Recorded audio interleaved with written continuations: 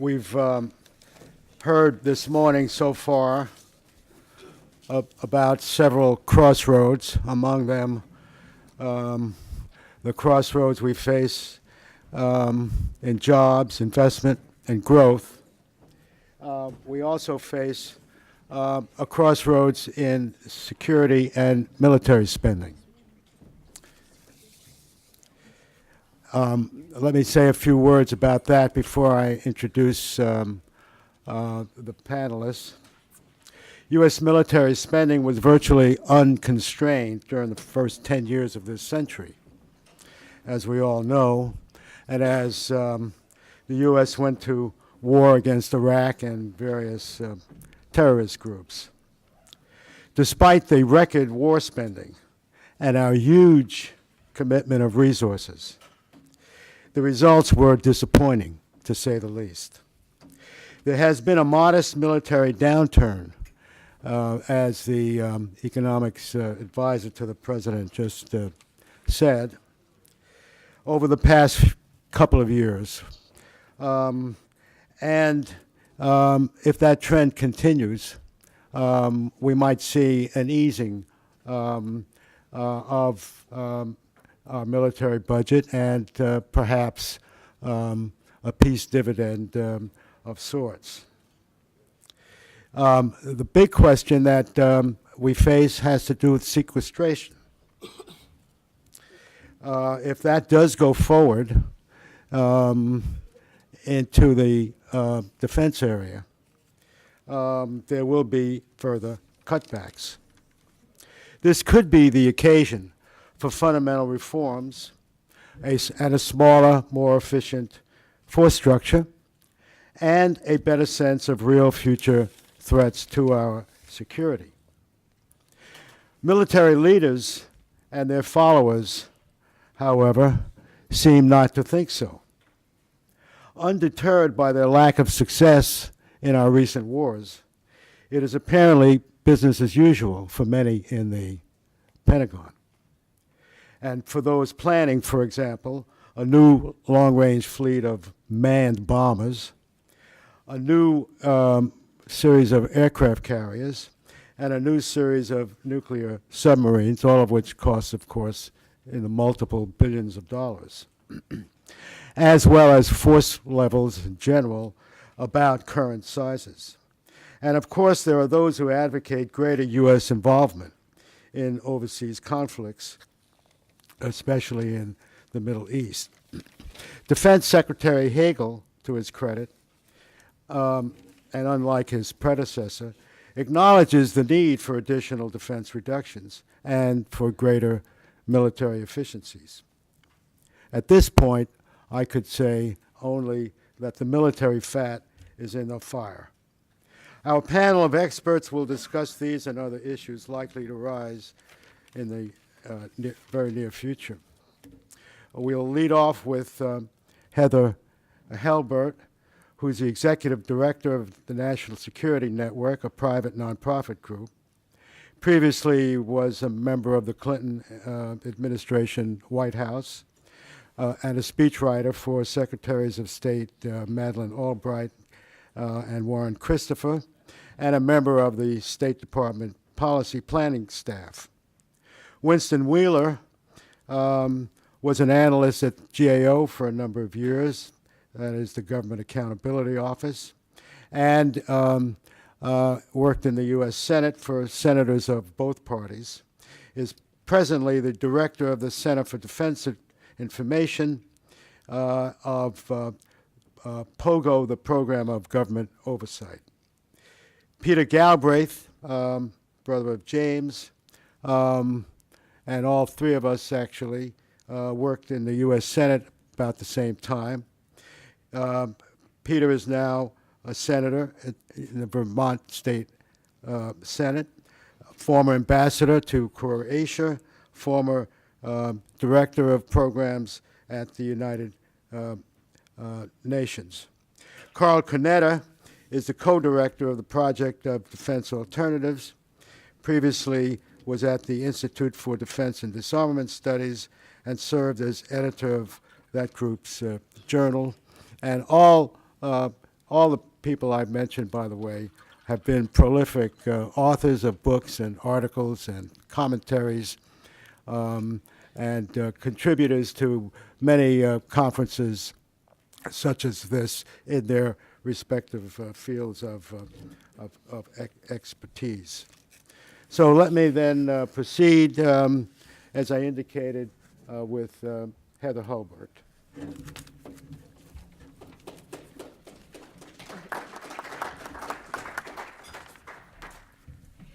Thank you, and thank you so much for having me back at this event for a second year. The good news is, Richard, actually, even since you invited me to speak, I actually kicked myself upstairs and am no longer the executive director of the National Security Network. That person is a wonderful guy named John Bradshaw, who's actually doing real work this morning while I get to have the fun of sparring with this distinguished panel. I want to use my brief time this morning to make 3 points to frame our discussion and set things up for my colleagues to disagree with. Point one will be sequestration is our peace dividend, and that's either a great thing or a terrible thing, depending on your view. Point number two will be very much as Jason Furman talked about the threat of Pentagon spending crowding out infrastructure development here at home.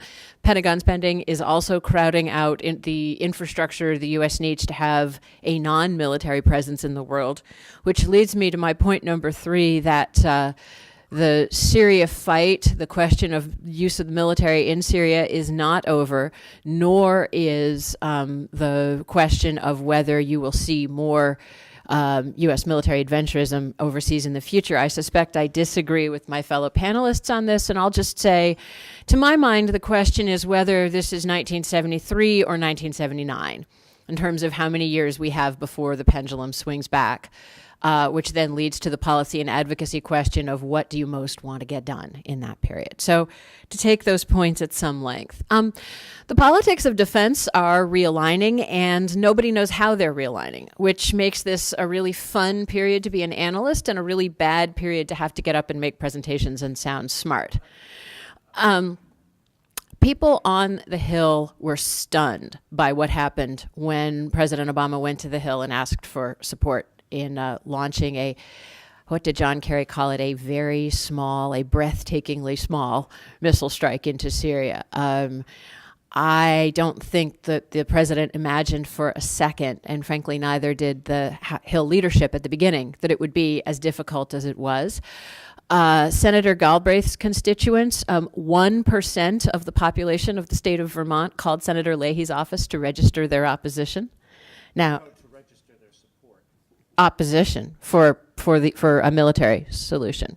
Yeah.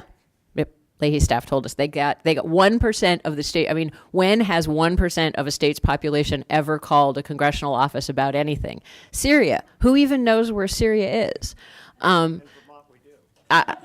Having grown up there, I still remember the names of Iranian politicians assassinated in France thanks to my Vermont public middle school.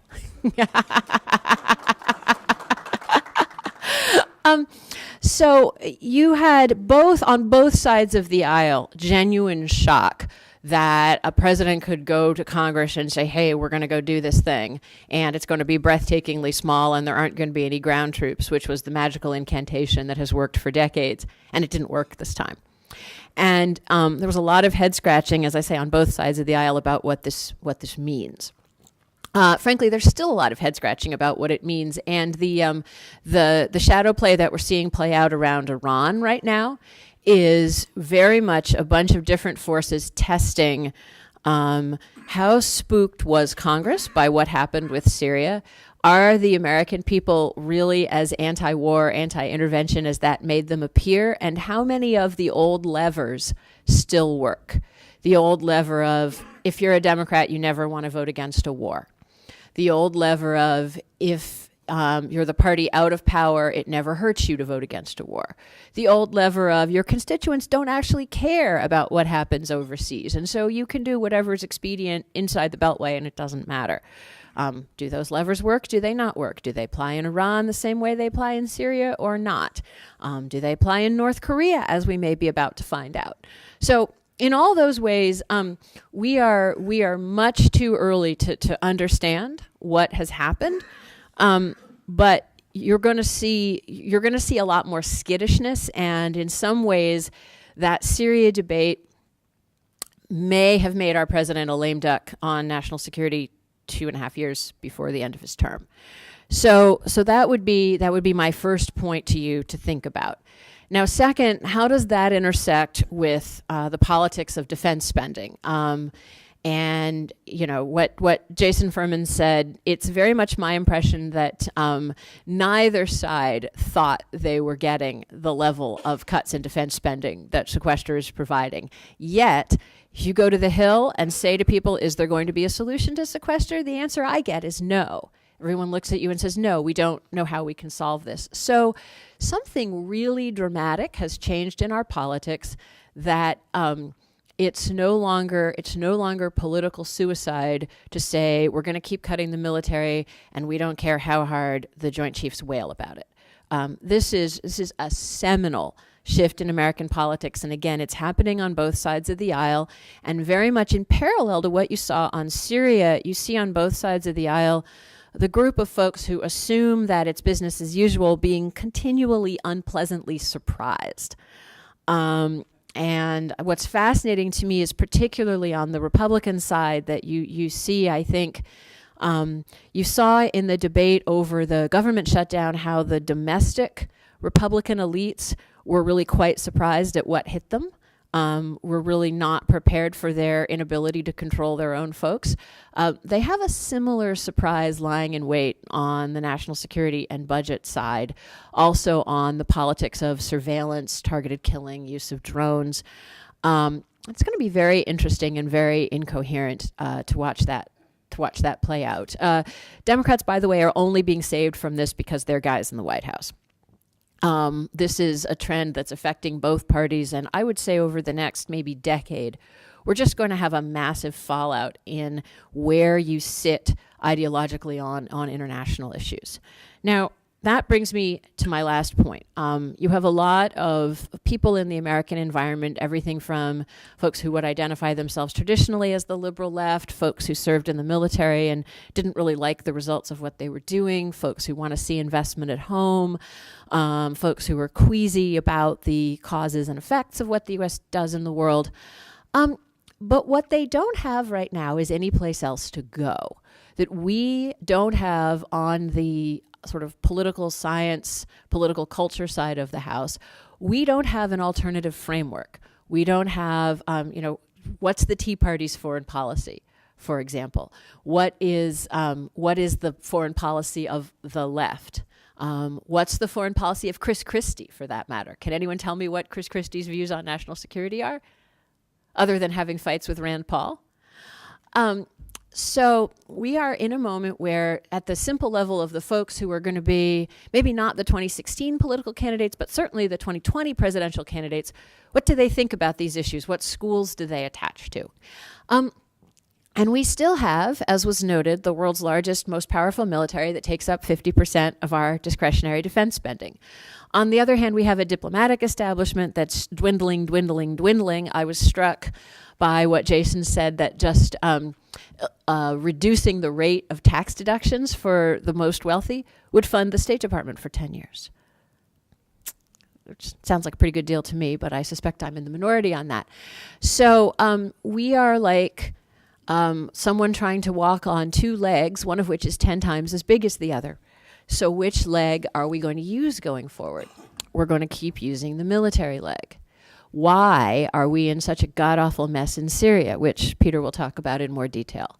Because when there was the moment that diplomacy could have made a difference, we had good people out in the field doing good work, expeditionary ambassadors of a kind that Peter and others know well, and no support back here and no public imagination. The minute anyone starts talking about Syria, what are you talking about? Use of force.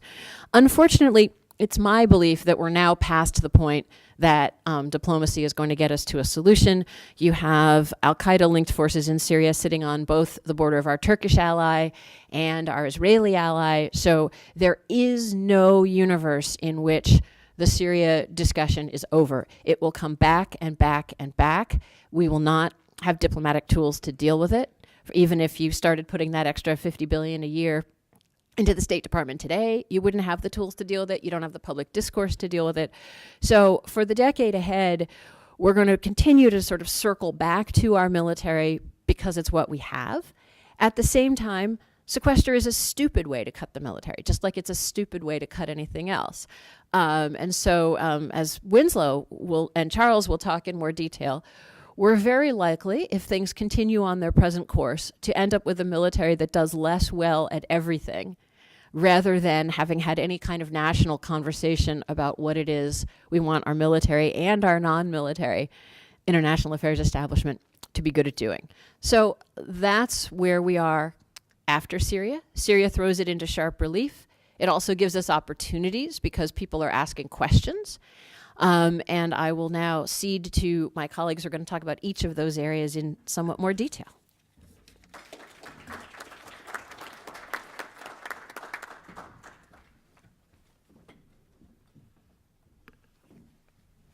Thank you for having me.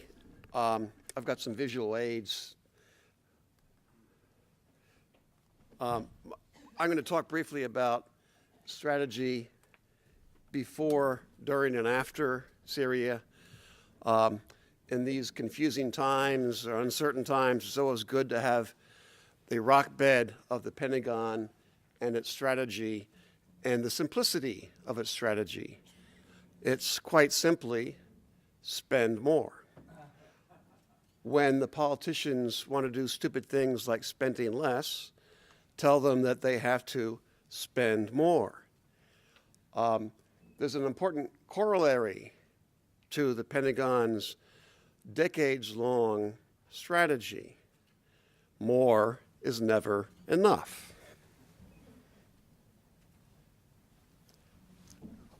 People who have heard me talk before for the last 10 years or so have seen this graph 1,000 times.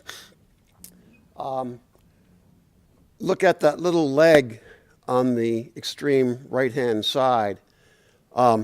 That's your peace dividend. Notice that it's so 150 billion or so above the end of the Clinton era when he was increasing spending. Notice that quote, doomsday level of spending rivals the peak of the Ronald Reagan years. That's not my data. That's Pentagon appropriations adjusted for inflation according to OMB's GDP inflator index. That's all real dollars. According to OMB, they're all of the same value. That's not the so-called current dollars. That's it. Pentagon will show you a slightly different graph. It'll have all those humps, but the rate of increase is almost flat. They like to cook their inflation numbers. They don't use GDP deflators. They use their own specialized ones to make you think that the Korea, Vietnam, and Reagan peaks were about as high as the Bush-Obama peak. That's not the inflation measure that the federal government uses for other federal spending or for you and I. That sort of says it all. The doomsday level is that little tail there. Notice that it's also quite stable. The Pentagon says it must have stability in spending. Well, there you go, Tiger. What they do love is instability in spending as long as the incline is in the right direction. It's pretty simple. Note also, I don't have the chart, I don't want to bring too many, but during that huge increase in the Bush-Obama spend up, note what happened to the forces. Combat squadrons for all active duty and reserve Air Force combat units is down. The number of ships in the so-called battle fleet is down. The number of combat brigades in the Army went up by 2 from a base of 46. Now it's back down. And so that huge increase in spending brought you a shrinkage in the force. That's not a smaller, newer force. It's a smaller, older force. The average age of combat aircraft and ships, for example, is significantly older than they were before the spend up started. It's not a better trained force. We spend less time and money training pilots, for example, than we did during the bad readiness years of the Clinton era. It's an amazing story of what's been going on in our armed forces during that spend up. Same thing during the entire post-World War II era. More money has meant in each of those humps and in the trend lines, more money has meant smaller, older, less trained forces. Compare this to what the rest of the world is doing. Here's some data from the SIPRI Institute. This data is from their last year's publication, the new one, and that for the IISS in London is going to show fundamentally the same thing. That big bar on the right, the US, is the doomsday level of spending. The second biggest bar is all to the left combined. We're about 2.5 or so times that. It's not that others are spending all that smartly either, but we are spending at a prodigious rate that dwarfs everybody else. Finally, Pentagon is only part of the issue here. Note that if you include other forms of national security spending, the Pentagon is about 3/5 of it. Add the 050 International Affairs budget function, the cost of past wars, Veterans Affairs, Department of Homeland Security. There's some Pentagon spending buried in the Treasury Department for DoD healthcare and military retirement. A lot of people either miss or miscount that, but it's a significant amount of money. Add it all together, you get about $1 trillion. The plan is to stay about there, even in the so-called peace dividend that we're going to have. Note, that doesn't include the additional spending for the wars in Iraq and Afghanistan and wherever else they want to go. That's the so-called base level of spending after the sequestration. So we'll be well put to maintain spending at about that level. It's a huge amount of spending, but the most important point to take away from that is not that it's just big, it's that it's buying you a decaying force, smaller, older, and less trained, and that's the plan for the future. Thank you very much.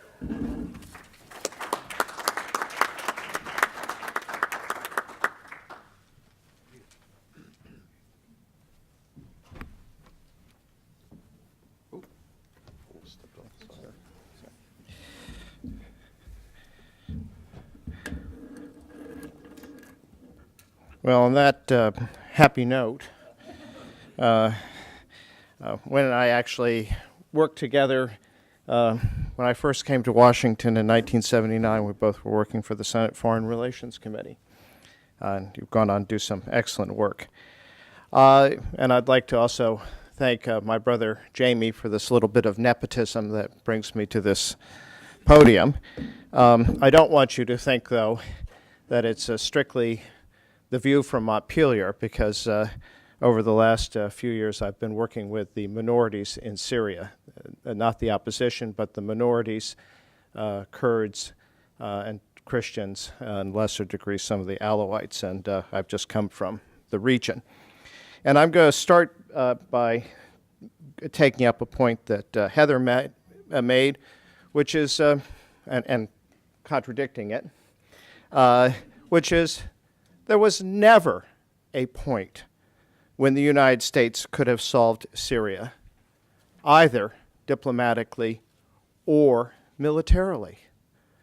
And I'll come back to this at the end, it is at the root of our problem to think that in every situation there is something that we can do about it. I remember at the height of the Arab Spring, a colleague in the State Department called to ask my advice of what we should be doing about Egypt.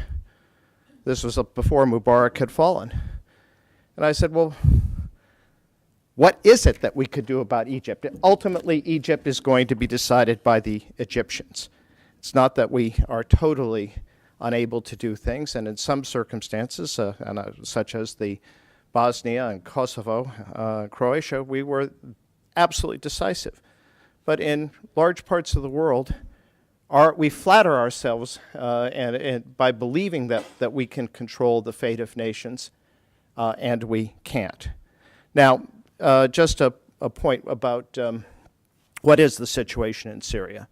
The first is that Assad is not going to be ousted, or the Alawite regime in Syria is not going to be ousted. It's possible that Assad could be replaced. When you're in that situation, you're obviously vulnerable even to assassination. And the reason is, and this was never going to happen, and the reason is that Syria was different from Egypt and Libya. In Egypt and Libya, it was just Mubarak and a handful of associates who were going to lose when the regime lost. In Libya is a slightly larger group, essentially Gaddafi, family, cronies, and some tribesmen.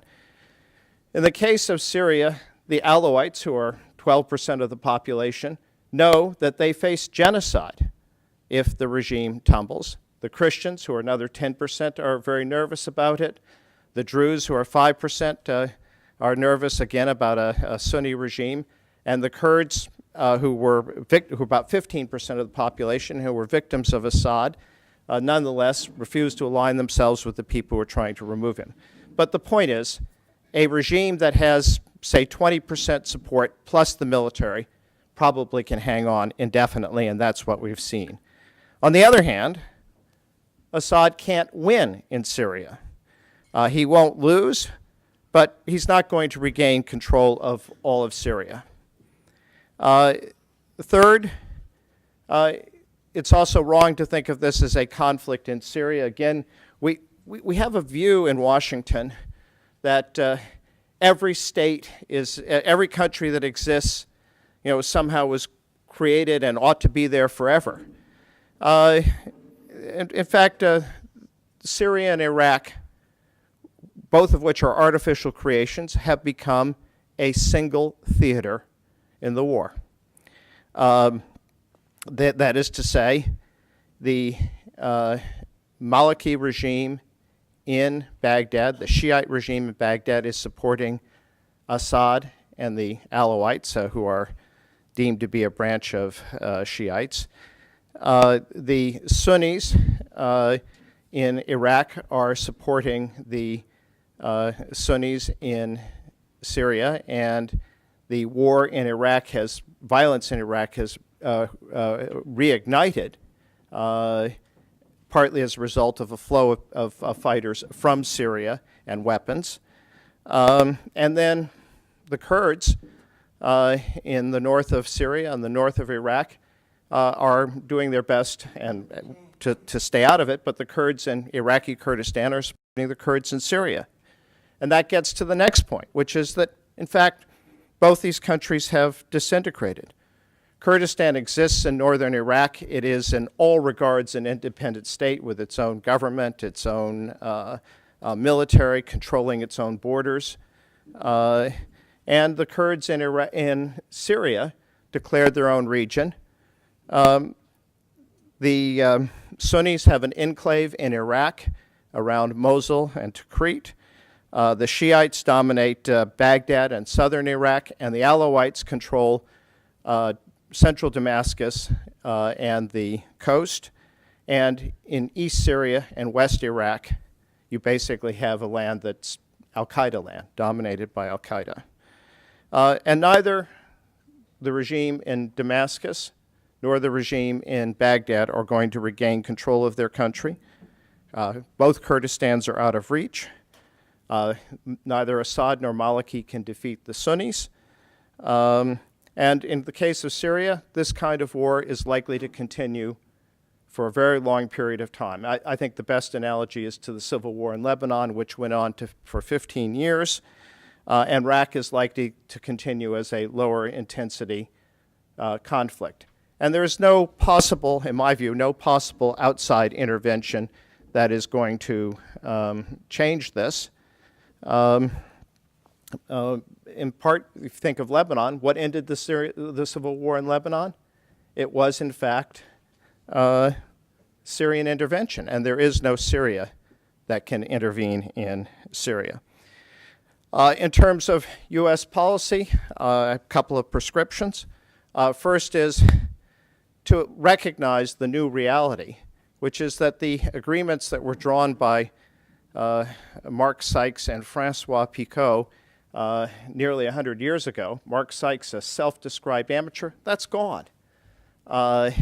And we ought to deal with the reality of an emerging Kurdistan state, which my judgment will declare, at least in Iraq, declare itself independent in the next few years. They talk very openly about doing that. Deal with the reality that Syria is not going to be put back together.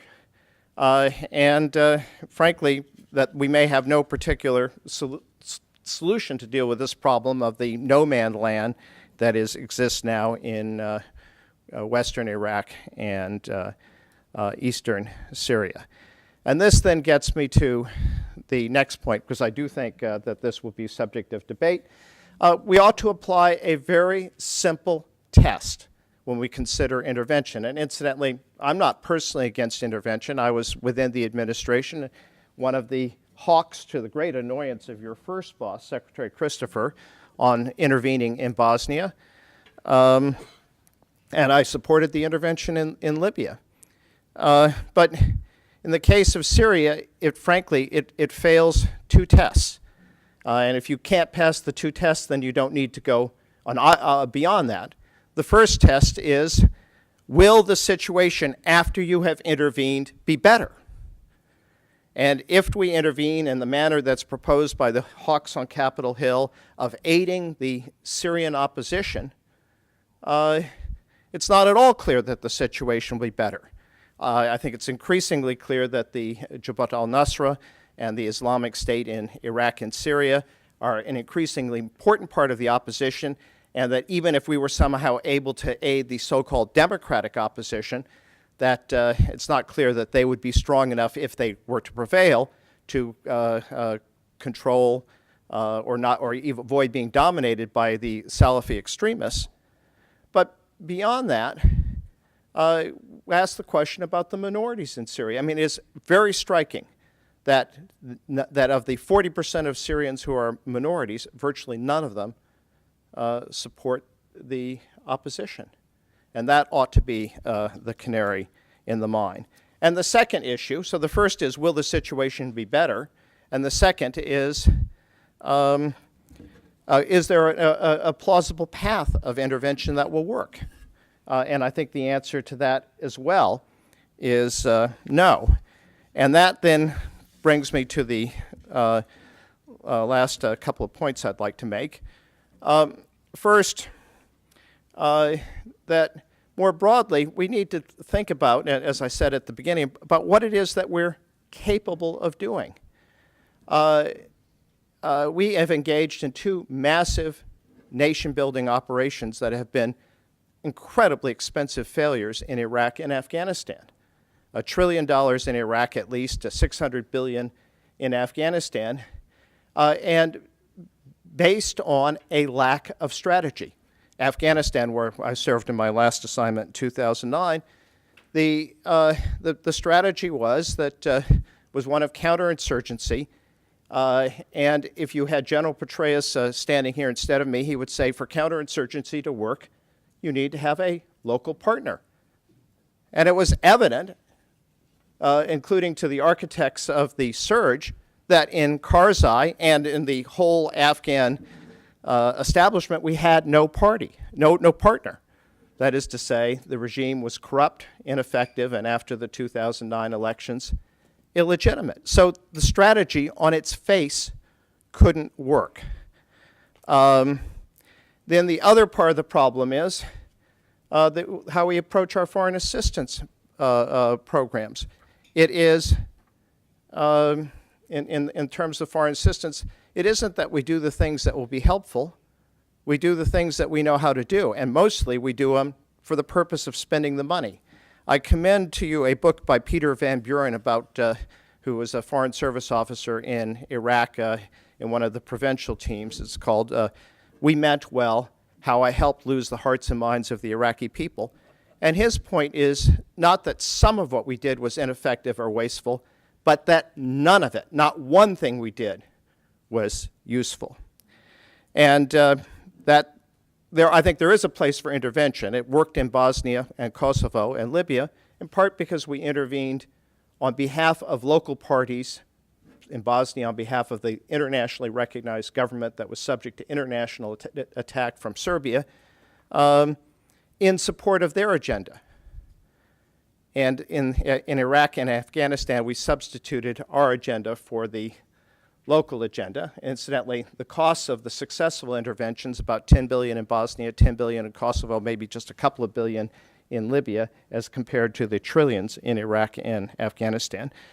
And now my final point, speaking to the Democratic side of the House, it's about time that the Democrats got away from the idea that, which has gone on from the time of the Cold War, that if we're going to be successful, we really have to be tougher than the Republicans. That was the Cold War, that was the missile gap, and frankly, that's what happened in Afghanistan. What I consider, in the context of what I find a very admirable foreign policy by President Obama, but the Afghanistan surge was a case where the three leading Democratic candidates, who were the three leading figures in the first term of the Obama administration, that is to say Obama, Clinton, and Biden, had all campaigned on the idea that Iraq was the bad war, and therefore we had to be in favor of a good war, and that was Afghanistan. And that was a very expensive mistake.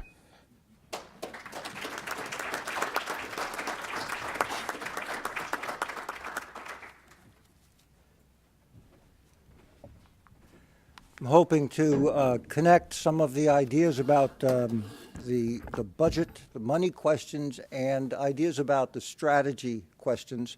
Try to tie together some of the excellent points that my co-panelists have made.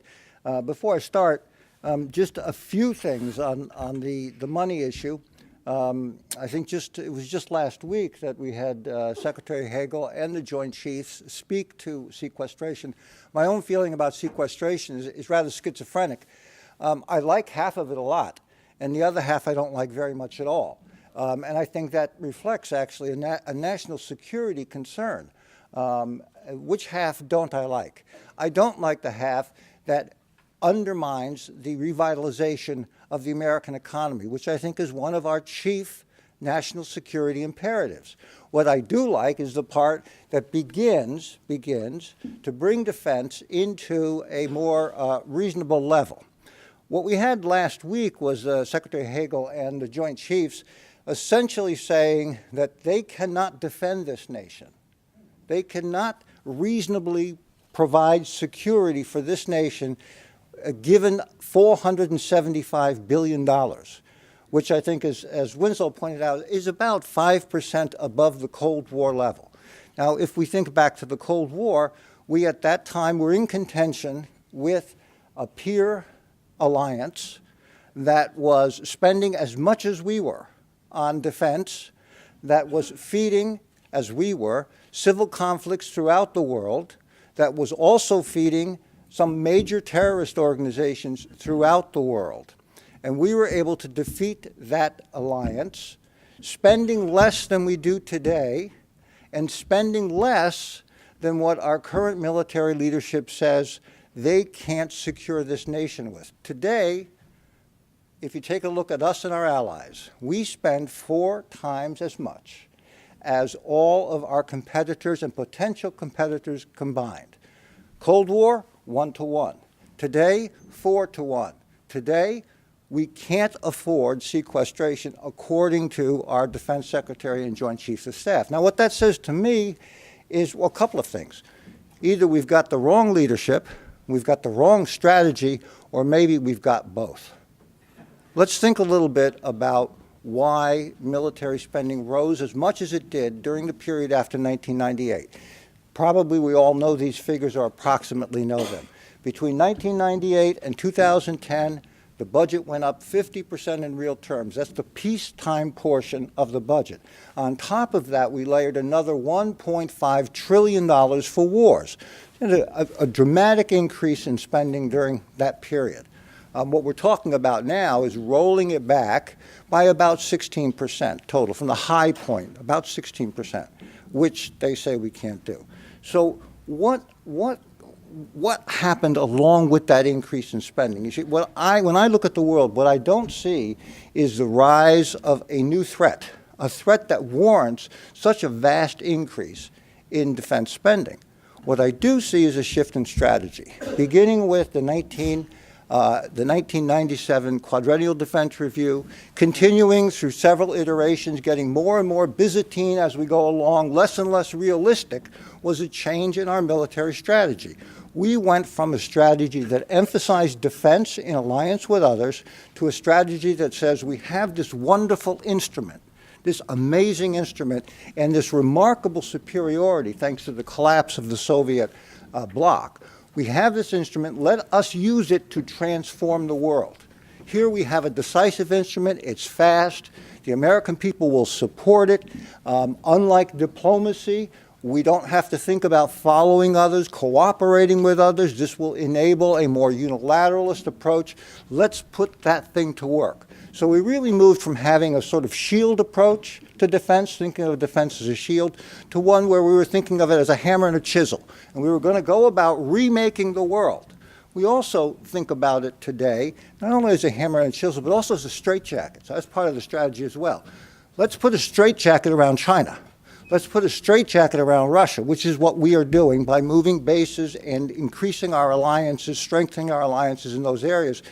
The theory is that those two countries will respond by essentially accommodating us. They will accept the straitjacket. That doesn't seem to be working out so well. Neither does the hammer and the chisel, as Peter pointed out. So what I think we have is a strategy that has delivered only one thing, a fabulous level of expense. That's all it has provided. In terms of stability, I don't see the improvement in stability when we look at 1998 to today. So we need to really rethink the framework by which we approach national security policy. 5, is it 5? Yeah. There are 5 major strategic challenges that we face in the world today. The first, and I'm not going to go into them very much, I'm going to name them. I think they'll be familiar to you all. The first one I would say is a set of environmental and resource challenges, including climate change. The second is a series of demographic challenges. An aging population in our country is of great concern to us. There's rapid urbanization in the global south. There's also a youth bulge in many developing countries. Third strategic challenge, the destabilizing effects of globalization, especially the rise in inequality in country after country. I'm not talking about inequality between countries. I'm talking about inequality within countries, which creates or has created zones, large zones of deprivation, has weakened governance in many places. Often you'll have areas like Afghanistan and the western provinces of Pakistan backed up against each other, so you have these vast areas. That's of great concern, but it's only one element, one type of destabilizing effect of globalization. A fourth, this is quite important, the shifting balance of global economic power. We are entering an era like none any of us have experienced. We're entering an era that America has not seen, in some cases for 90 and in other cases for 150 years. It will be about 150 years when we lose our economic dominance in the world, when we are no longer enjoying the world's largest GDP. The last time that will have been true will have been 150 years ago, basically in the late 1800s. What about our currency? We currently have the reserve currency of the world. We will probably lose that status in the next 30 to 40 years. The last time that we didn't have that status, or effectively didn't have that status, was before 1920. By about 1920, the dollar was de facto being used broadly as a reserve currency. This is an entirely new world. Another aspect of it is the top economic powers. We are going to be welcoming, whether we like it or not, welcoming a number of new and rising powers into that club. That also makes for a very different world. It will alter the balance not only of economic power, but of everything that economic power buys, including military power, if other nations feel that they need to invest in it. Today, you take a look at the amount of GDP that the United States spends on defense. Let's exclude the wars. Let's just talk about peacetime. 3.3%. The average for the rest of the world, if you just took it nation by nation, is under 2%. That gap is greater today than it was during the Cold War, which means that there's a lot of latent capacity in the world to buy military if other countries feel they have a reason to buy military. If that particular currency of power is seen as an important currency of power, then other nations will buy in, as China is. What determines the importance of that particular currency of power? Well, it really depends on whether other powers are depending on it to shape the world, as indeed we are. So we are inviting forward our future military competitors by continuing to emphasize military power, but actually finding that the exercise of that power is not as effective as we hope it to be. So if we're going to shift, the fifth one. The fifth challenge is really follows from what I just said. It's the challenge of global repolarization and remilitarization. It is already underway. Defense spending worldwide has grown 70% since 1998. Half of it is due to us. The other half is spread among countries of Asia and the Middle East, especially. But what we see is a number of countries being invited into this type of process, this process which emphasizes the role of military power. How we manage ourselves in the world is going to help determine whether we are a stimulant to this process of repolarization and remilitarization, which can lead us back to a Cold War circumstance, which is a circumstance where vast amounts of human endeavor and resources are invested in military ends. It will mean arms races worldwide. It will mean a lot of intervention, not just by us, but also by our competitors. So far, we don't see too much of that. So that should be a great concern. To begin to address these challenges, we really need to shift resources. We need to shift resources away from the military instrument into the diplomatic instrument, but also, and even more importantly, into the revitalization of the American economy, if we want to hold a decent place in the world. One place to start, a goal that I would like to propose, is to see defense spending reduced to below 2.5% of the GDP. If it can be done from a security perspective, and I think it can, it would mean reducing our current level of expenditure to something like $420 billion, significantly below where sequestration would take us, significantly below where the Obama administration or the Republican opposition to the administration would take us. But I think it better fits the strategic challenges that are really facing us in the world today. So I think if we want to set some mark in our minds for what is a sufficient level of change in the future, that should be about it. We need to bring the budget down from where it is today to about $440 billion, and that is about $35 billion below where sequestration will take us. Thanks.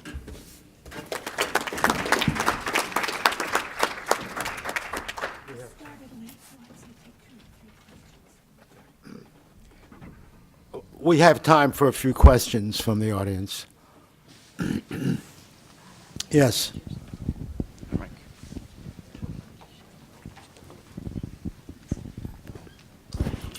Mark Harrison with the United Methodist Church office. I have a question for, I think, Peter and maybe Heather, if I'm right. Yeah.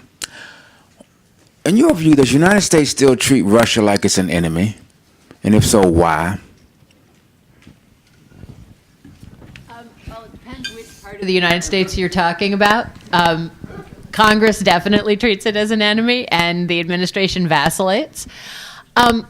Couple reasons for that. One is and in my view, the most important is there's a swath of voters for whom you can activate national security as a political issue by talking about Russia as the enemy. And so that's been an irresistible temptation. That'll go away with time. Second, actually, Putin, for his own domestic reasons, derives a lot of support from pumping up the U.S. as an enemy. And from making Russia equal in stature with the United States. As gloomy as we've been up here about the U.S. prospects, Russia's natural resources are dwindling. Their ability to attract foreign investment to update their infrastructure for those resources is dwindling. Life expectancy is dwindling. Aging population. We got no problems compared to the Russians. So Putin is well aware that his country is falling out of the tier it enjoyed during the Cold War much faster than we are. Picking fights with us helps him prop it back up, and we just can't resist. Neither political party can resist being egged on by him. So we do it. It's an absolutely schizophrenic relationship that we have with Russia, and we have never worked out the way both to work with Russia on a pragmatic basis where we can and push where our interests are different from its. A few quick points. That's the should. The answer is, of course not. Russia's not. In what place is Russia a threat? Is it expansionist? Is it going to attack our allies? No. Second, it is, in fact, a democracy. We may not like Putin. It may be imperfect. But in my view, is Putin that much more anti-democratic than, say, Richard Nixon was?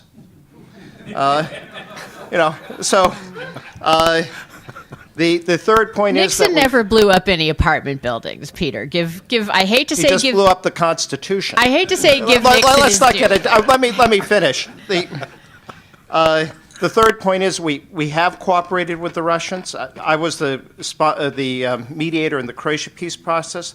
The Russians were terrific partners in making it happen. They also produced an infinitely better result in Syria than would have happened had we gone ahead and bombed. The bombing would not have eliminated the chemical weapons.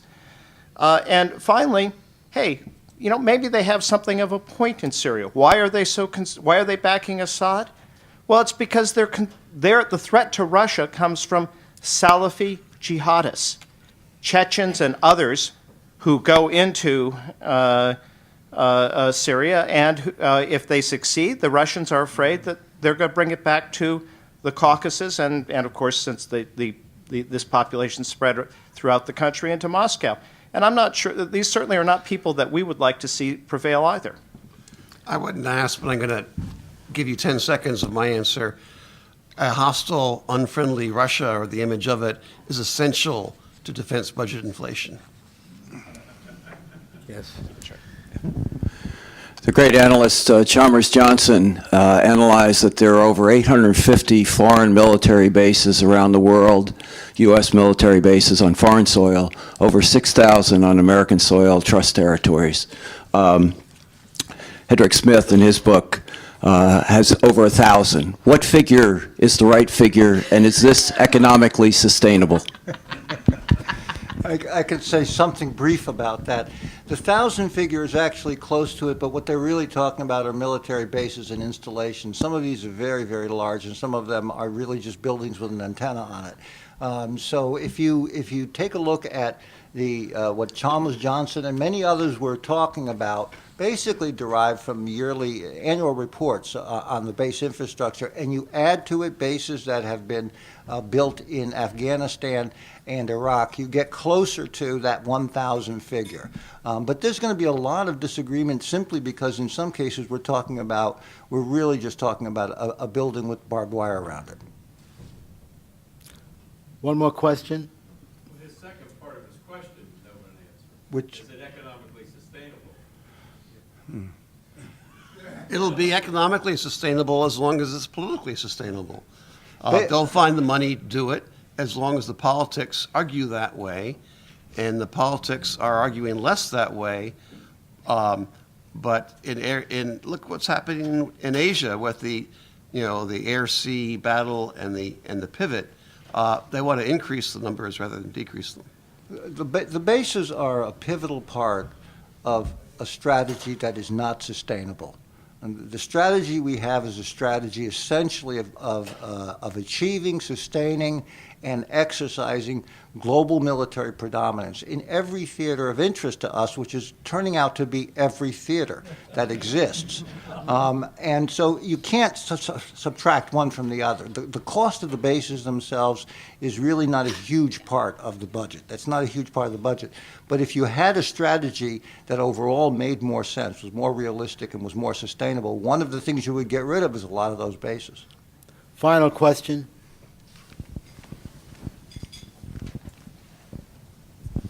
Yes, I'm Per Korowski. Let me ask anyone if you know about any linkage between the strength of the military and the dollar as a world reserve currency.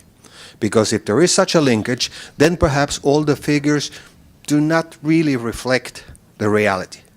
My opinion is that a lot of countries, I'm a foreigner, I know a lot of foreigners, they have used the dollar in their mind only because they feel that U.S. is absolutely the strongest country, not more. Well, this goes back to a point that I think all four of us made in different ways, and maybe it's actually a really good way to wrap up the panel, that the strategy that we have now is based on a bet that military superiority will continue to equal global superiority and thus enable the kind of economic role that you're talking about. And all four of us think that there's important reason to question whether the equation doesn't better run the other way round. And that, in fact, a more successful strategy would be one that says fiscal health at home and a healthy presence in the world that doesn't presume that military power is the only aspect that matters, will actually let you keep your reserve currency longer and let you be a more effective world power. I think, shockingly, you've just found something that all four of us agree on. Well, that concludes on a happy, agreeable note. The panel, let's give everybody a hand.